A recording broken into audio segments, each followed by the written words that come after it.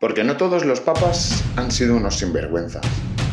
Porque el papado, que es una de las instituciones clave para entender la civilización occidental, no hubiera durado 2000 años si hubiese sido una juerga continua. Y porque es de justicia recordar la contribución buena de muchos papas a la humanidad. Por todo ello, he aquí 5 anécdotas curiosas de los papas de Roma.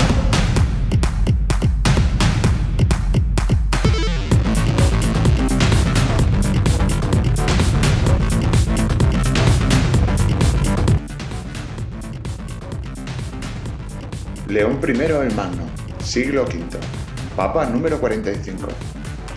Por aquellos tiempos, Europa y Asia estaban siendo asoladas por una tribu de bárbaros y nómadas llamados los hunos.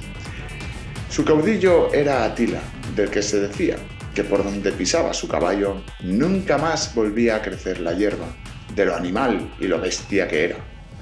Invadieron el norte de Italia y ya se dirigían hacia Roma para saquearla. El emperador romano, Valentiniano III, huyó y dejó la ciudad totalmente a merced del enemigo. Fue entonces cuando el Papa León salió al encuentro del cruel rey de los hunos. Lo convenció para que no entrara en Roma y Atila no la invadió. Fue el éxito del poder de la palabra frente al poder de la espada. Por primera vez, el prestigio del Papa superó al del emperador. Los romanos se libraron de una buena, pues la especialidad de los hunos era destripar, robar y violar. Por eso aún le recuerdan al buen Papa León. 2. Pío V, siglo XVI, Papa 225. Antonio Michele Ghislieri fue un papa de los grandes de la historia, uno de los mejores, por dar inicio efectivo a la reforma de la Iglesia Católica frente a la reforma protestante. Pero en 1567 abordó una cuestión por lo menos curiosa. Después de estudiar el tema, emitió una bula papal en la que condenaba ni más ni menos que las corridas de toros y juegos similares, por ser un espectáculo cruento y vergonzoso. Algo increíble para el siglo XVI. Fue, por lo tanto, el primer gran antitaurino de la historia, el primer gran, o uno de los primeros, grandes protectores de los animales. Hasta casi 500 años después, no le han hecho mucho caso. Gregorio XIII, siglo XVI, justamente el Papa 226, el predecesor de Pío V.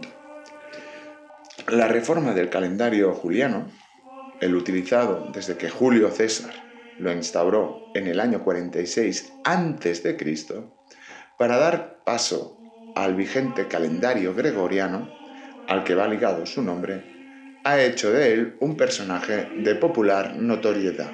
Instaurado el 4 de octubre de 1582, el nuevo calendario vino a solucionar el problema que planteaba el hecho de que el año juliano tenía 11 minutos y 14 segundos más que el año solar, lo que, a base de diferentes años, había provocado que la diferencia acumulada hiciera que el equinoccio de primavera se adelantara en 10 días. Y claro, es que las plantas no florecían. Gregorio XIII, asesorado por el astrónomo jesuita Christopher Clavius, promulgó el 24 de febrero de 1582 la bula Inter Gravissimas, en la que establecía que tras el jueves 4 de octubre de 1582 seguiría el viernes 15 de octubre de 1582, en vez del 5 de octubre. Con la eliminación de estos 10 días desaparecía el desfase con el año solar, y para que no volviera a producirse, se eliminaron en el nuevo calendario 3 años bisiestos cada 4 siglos. Así, el calendario gregoriano es su legado más valioso y reconocido para la humanidad. Sin embargo, por el hecho de haber sido impulsado por un papa, los reinos protestantes tardaron en aceptarlo, y los rusos de tradición ortodoxa no lo han aceptado hasta hace relativamente poco tiempo. Moraleja: lo bueno es bueno, venga de quien venga, también si viene de la Iglesia Católica. Sixto V, siglo XVI, Papa 227. Sucedió en el pontificado a los dos papas anteriores, aunque no ha sido tan fundamental para la historia de la Iglesia y de la humanidad como los que le antecedieron. Quiero destacar su gran sentido de la austeridad. Cada día invitaba a pobres de la ciudad de Roma a comer con él. Y no solamente eso, sino que a menudo era el mismísimo Papa quien les servía a ellos en la mesa. Algo increíble incluso para nuestros días, y más cuando lo relatado ocurría tan solo 50 años después del nefasto y despilfarrador pontificado de Alejandro VI, el Papa Borgia, lo cual demuestra que la Iglesia supo sobreponerse bastante rápidamente a los desmanes de los papas del Renacimiento. Nunca se debe dar por muerto el espíritu evangélico a pesar de los pesares. Finalmente, Inocencio XI, siglo XVII, Papa 240.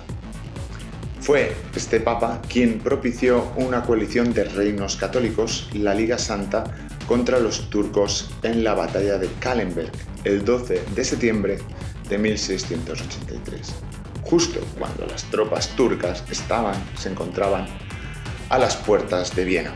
La coalición reunió 170.000 hombres provenientes de los estados alemanes, del imperio, de la nobleza italiana y de polacos, guiados estos últimos por su propio rey, Juan III Sobieski, quien triunfó sin precedentes sobre las fuerzas turcas, que contaban con más de 300.000 soldados y venían de incendiar y derramar sangre de civiles en los estados del Mar Negro y de los Balcanes, así como en las ciudades de Buda y de Pest, en Hungría. Francia no formaba parte de la coalición, porque se había comprometido con los turcos del Imperio Otomano a sostenerlo logísticamente, armamentísticamente y económicamente, sin importarle las consecuencias de la amenaza turca para el resto de Europa. Esto le valió a Luis XIV, el Rey Sol, Roi Soleil, el mote de Le Roi Mort, al Rey Sol el mote de el Rey Moro. Si esta empresa no hubiera salido airosa, posiblemente gran parte de Europa hubiera caído en manos del Imperio Otomano, cambiando de una manera drástica el rumbo de la historia. El Papa quedó como el gran valedor y defensor de los valores occidentales, de los valores europeos, y de este modo le metió el buen Inocencio un buen gol por toda la escuadra al rey francés. Más anécdotas en otros episodios. Muchas gracias, un abrazo y hasta pronto.